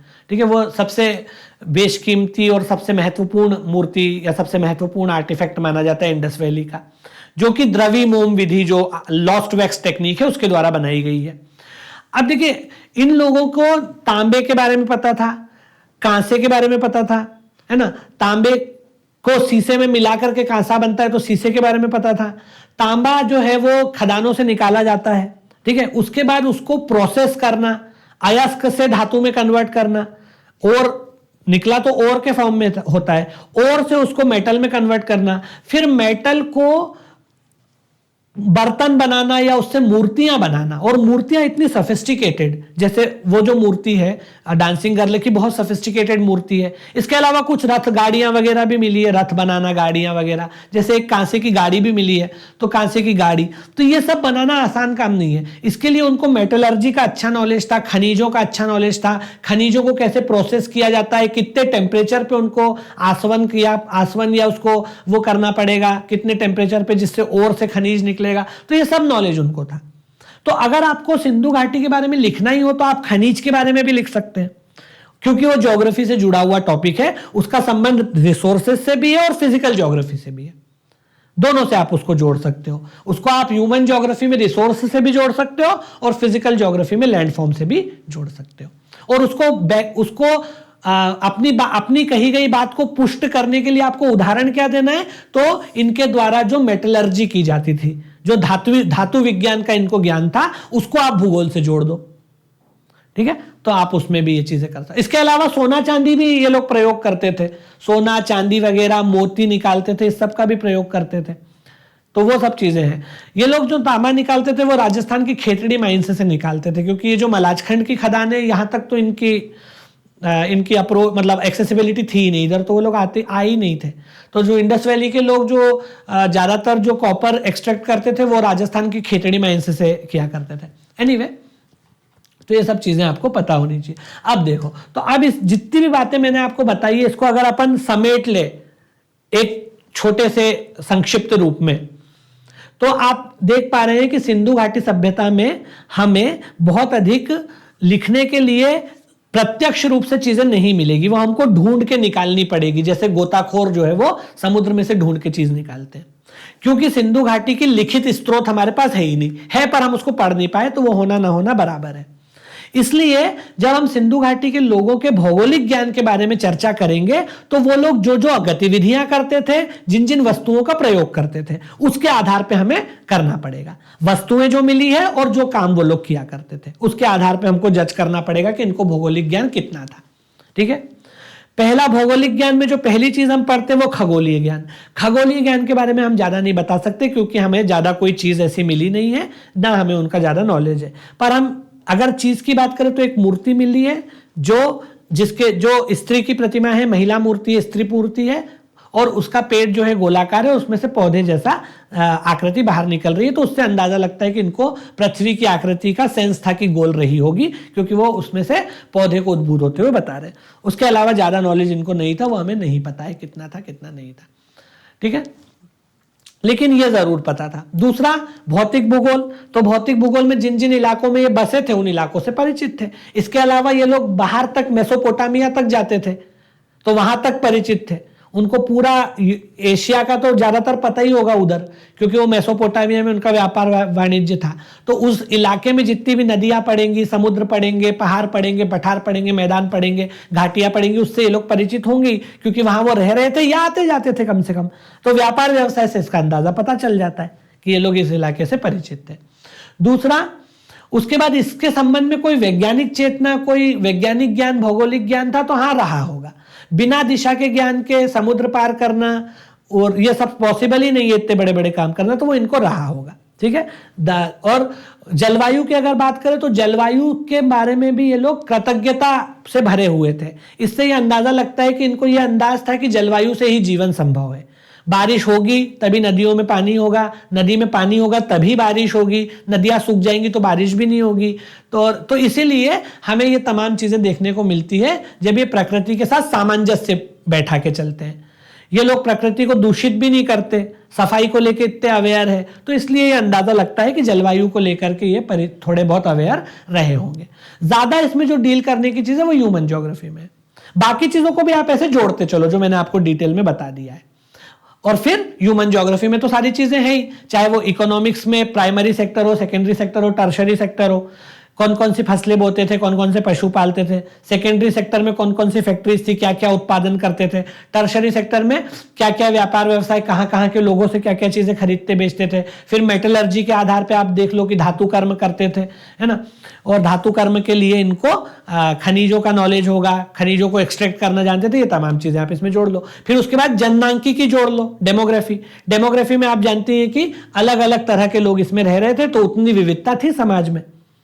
इसमें कॉकेशाइड भी है, मेडिटेरेनियन भी है, आपके मंगोलाइड भी है, अल्पाइन भी है, सभी तरह के लोगों के अवशेष मिले हैं। तो उससे अंदाजा लगता है कि हर तरह की डेमोग्राफी के लोग इसमें रह रहे थे, अलग अलग सेक्टर्स में काम कर रहे थे। तो ये सब ह्यूमन ज्योग्राफी से जुड़े हुए विषय है जो आप इसमें डील कर सकते हो। तो ये हो गया इंडस वैली के लोगों को भूगोल के विभिन्न क्षेत्रों में क्या क्या नॉलेज था। अब अगर आपको लिखने को आए तो छोटे से छोटा और बड़े से बड़ा प्रश्न भी आप ऐसे इंटरडिसिप्लिनरी अप्रोच से लिख सकते हो। आपस में तारों को जोड़ते जाना है। ठीक है, बस। अब इसके बाद का जो है, इसके बाद से चीजें स्पष्ट होने लग जाएंगी, क्योंकि अब लिखित स्रोत है हमारे पास। जैसे लिखित स्रोत आ जाते हैं ना तो चीजें आसान हो जाती हैं। वो जब लिखित स्रोत नहीं है तो केवल चीजों पे डिपेंड रहना पड़ता है और उसी से फिर इंटरप्रिटेशंस निकालने पड़ते हैं, पर वो भी काफी हद तक हम निकाल लेते हैं। ठीक है ना। ये लोग जो हैं इंडस वैली के लोग सब कुछ मतलब काफी कुछ जानते होंगे, तभी तो ये इतने बड़े बड़े काम कर पा रहे हैं, वरना नहीं कर पाते। मकान बना रहे हैं 2 मंजिला, पक्की ईंटें हैं, उसको पका के लगाते हैं, तो इनको सब चीज पता है कि क्या करना चाहिए क्या नहीं करना चाहिए, और वो ज्ञान से ही संभव है। ठीक है। अब जो है हम आते हैं वैदिक काल पे। वैदिक काल से चीजें थोड़ी सी स्पष्ट होने लगेंगी, क्योंकि वैदिक काल जो है उसमें हमारे पास चीजें लिखित में है। ठीक है, उसमें हमारे पास चीजें लिखित में है।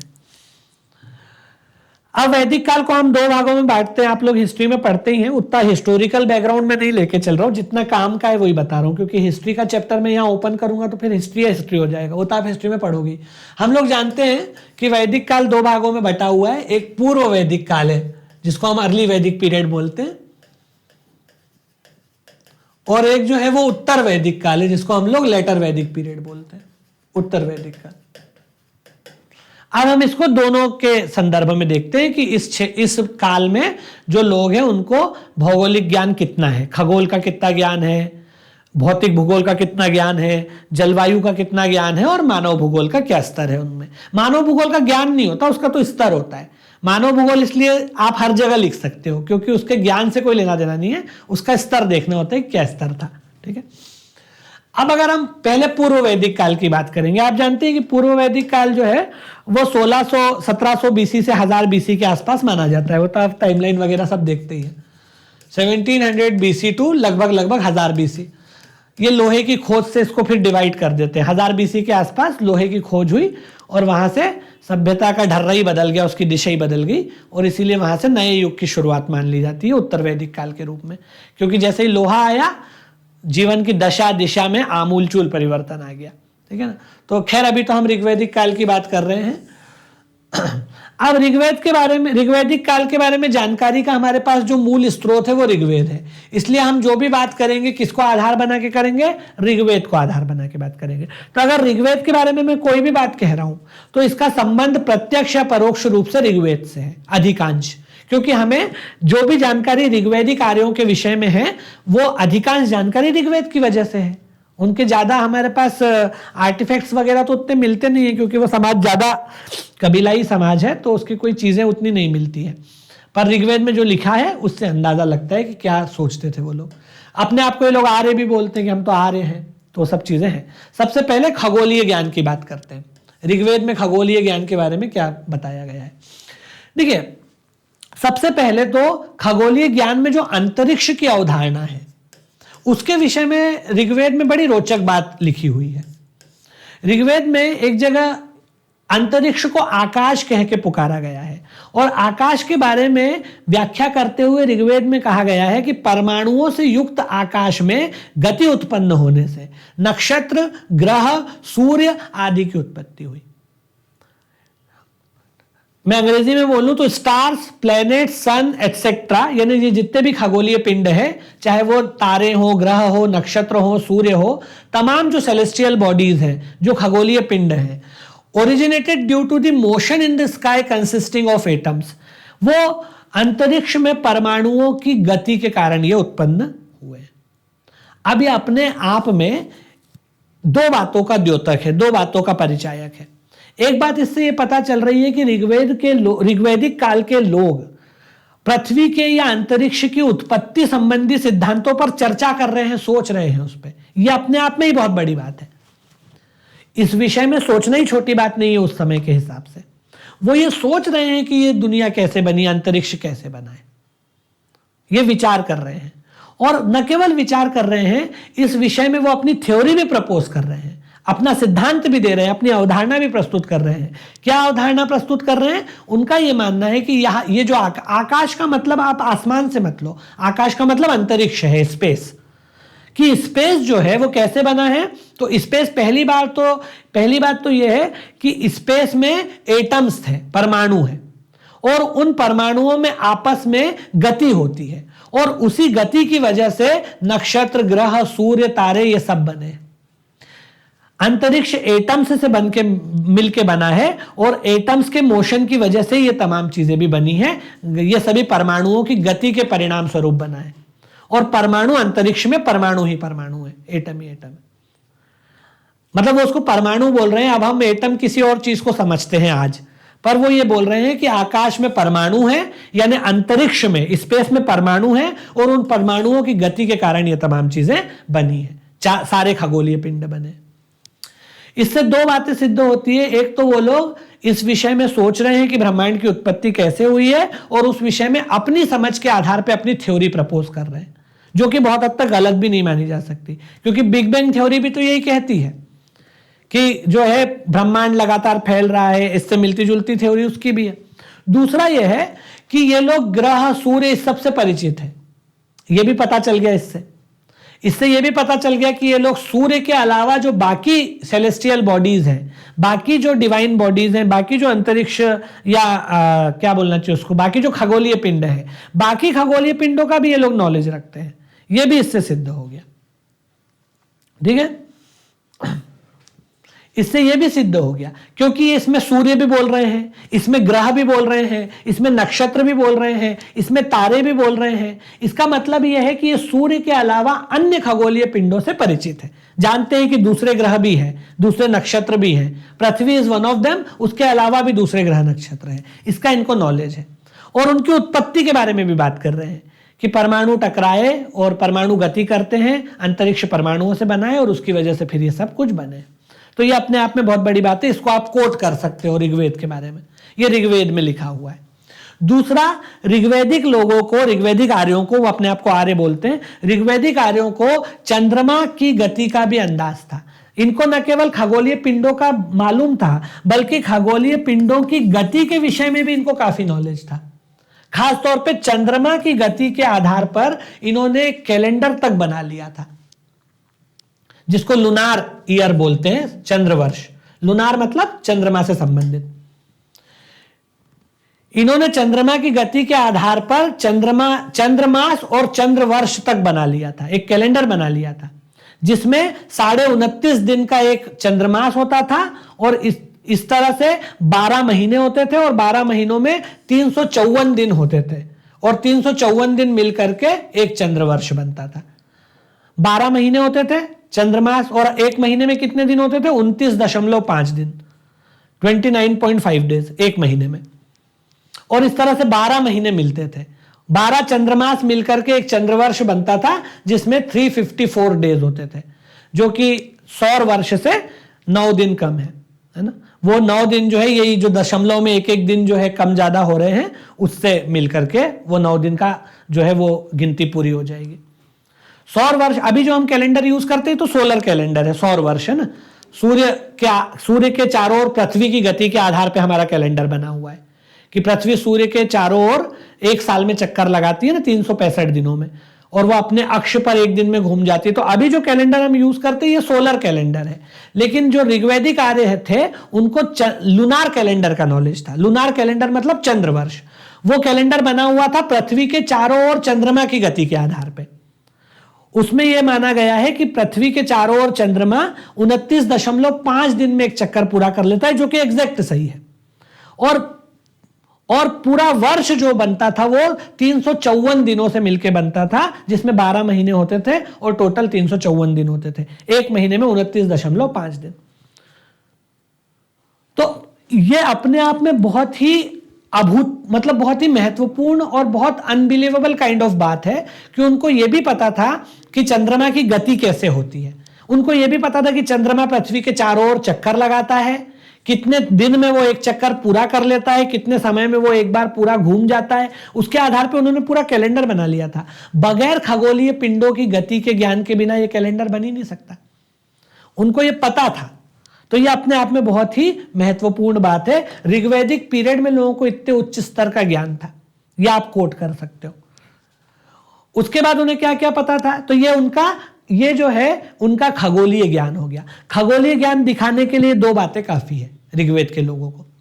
एक तो ग्रहों नक्षत्रों की गति का इतना भयंकर ज्ञान था, और दूसरा ब्रह्मांड की उत्पत्ति संबंधी सिद्धांत भी उन्होंने दिए। ये तमाम चीजें। अब आते हैं उनके भौगोलिक ज्ञान पे, मतलब भौतिक भूगोल के ज्ञान पे। मतलब वैसे भी खगोल भी भौगोलिक का ही हिस्सा है, खगोल भी भूगोल का ही हिस्सा है। अब हम फिजिकल ज्योग्राफी की बात करते हैं। उनको फिजिकल ज्योग्राफी का कितना नॉलेज था? अगर हम उनकी फिजिकल ज्योग्राफी की बात करें तो जिस क्षेत्र में वो बसे हुए थे उसकी फिजिकल ज्योग्राफी से परिचित थे। हम जानते हैं कि ऋग्वैदिक आर्यों का जो भौगोलिक विस्तार है वो कहां से कहां तक है।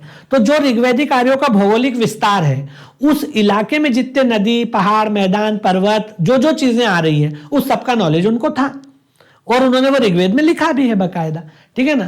तो ऋग्वेद में जो भौगोलिक ज्ञान था, भूखंड का जो ज्ञान था, जो लैंडमास का जो नॉलेज था उनका, तो जो लैंडमास का नॉलेज था वो पश्चिम में अफगानिस्तान से लेकर पूर्व में गंगा के मैदान तक था। इस बीच जो चीजें आ रही है सबका नॉलेज उनको था, लैंडमास का नॉलेज। ठीक है ना। आप ये पढ़ते ही हो, ऋग्वैदिक आर्यों का जो विस्तार क्षेत्र है आप पढ़ते हो, वो अफगानिस्तान से गंगा के मैदान तक का है पूरा। तो उसमें आप देख लेना जो नदियां आ रही है सब, हालांकि उनके नाम अलग अलग है। उत्तर में तो अगर हम इसकी भौगोलिक सीमा थोड़ी सी बांध ही दें, क्योंकि अब हम पढ़ ही रहे हैं, तो इधर अफगानिस्तान से लेकर के पश्चिम में अफगानिस्तान से लेकर के पूर्व में गंगा के मैदान तक, पश्चिम में अफगानिस्तान से लेकर के पूर्व में गंगा के मैदान तक, और उत्तर में मेरू पर्वत से लेकर के दक्षिण में कच्छ तक, गुजरात तक, ये इनका इलाका था ऋग्वैदिक आर्यों का। इस बीच जो स्थलाकृतियां आएंगी, जो लैंड मासेस आएंगे, उस सब का नॉलेज इनको जाहिर सी बात है कि रही होगी।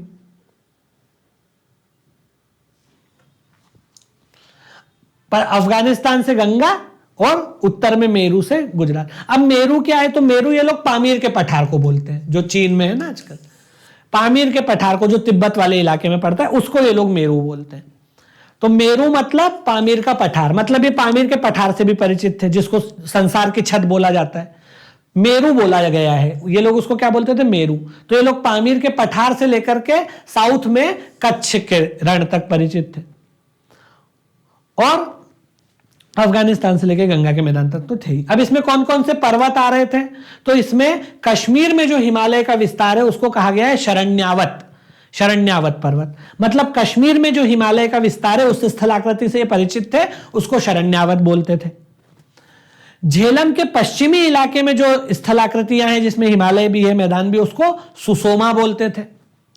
हिंदकुश की पहाड़ियां जो पाकिस्तान अफगानिस्तान की सीमा पर है, गांधार इलाके में, पाकिस्तान और अफगानिस्तान की बाउंड्री भी बनाती है और कुछ अफगानिस्तान के गांधार इलाके में पड़ती है, उसको ये लोग मुजवंत पर्वत बोलते थे। वहां से सोमरस भी प्राप्त किया करते थे, जो जड़ी बूटियां निकलती थी उससे सोमरस निकालते थे। तो हिंदकुश की पहाड़ियों को मुजवंत बोलते थे, जो पाकिस्तान अफगानिस्तान की सीमा से लेकर के कुछ अफगानिस्तान के क्षेत्र तक विस्तृत है। और अफगानिस्तान में उसके पार जो इलाका है उसको सुलेमान और लवण श्रेणी बोलते थे, क्योंकि वो जो इलाका है वो सूखा इलाका है, तो उसको सुलेमान और लवण श्रेणी कहा जाता था। तो इतनी अलग अलग स्थलाकृतियों से ये लोग परिचित थे और उनको उन्होंने अलग अलग नाम दिए, क्योंकि वो उसमें डिफ्रेंशिएट करते थे। कश्मीर के पर्वतीय क्षेत्रों को शरण्यावत, झेलम के इलाके के क्षेत्र को सुसोमा, हिंदकुश की पहाड़ियों को मुजवंत, और अफगानिस्तान की जो पहाड़ियां हैं जो कि सूखी पहाड़ियां हैं उनको सुलेमान और लवण श्रेणी कहा जाता था। तो ये इनका भौतिक भूगोल की स्थलाकृतियों का ज्ञान था। पामीर के पठार को भी जानते थे। इसके अलावा इस क्षेत्र में जितनी नदियां थी उन सबको जानते थे और सबके नाम भी है। इसमें ऋग्वेद में तो एक सूक्त ही है, नदी सूक्त। उसको आप अगर देखोगे ऋग्वेद में तो वो आपको 15वें, ये इसके 10वें मंडल के 75वें सूक्त के रूप में है। उसका नाम ही है नदी सूक्त, उसमें नदियों का ही नाम है सब।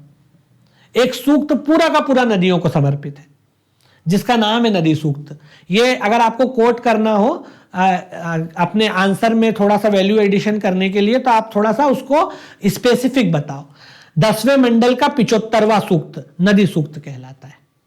इससे ये बात सिद्ध हो जाएगी कि ऋग्वैदिक आर्यों को नदियों का कितना ज्ञान था और नदियों के प्रति उनकी चेतना क्या थी, उनका विश्वास क्या था, उनकी मान्यता क्या थी।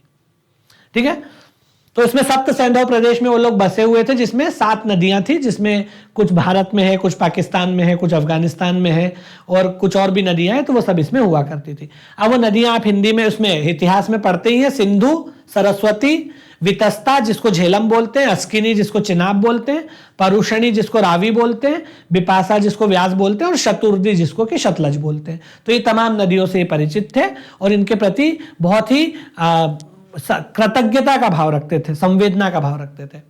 तभी तो नदी सूक्त लिखा हुआ है पूरा का पूरा। इतनी कृतज्ञता है नदियों के प्रति कि उनको माता मानते हैं, देवी मानते हैं, पवित्र मानते हैं, क्योंकि इनको यह पता है कि बिना नदी के हमारा जीवन नहीं चल सकता। नदी से ही बारिश होती है, नदी से ही हमको पानी मिलता है, नदी से ही खेत हैं, नदी से ही हमारे चरवाहे हैं, नदी से ही हमारे मवेशी हैं।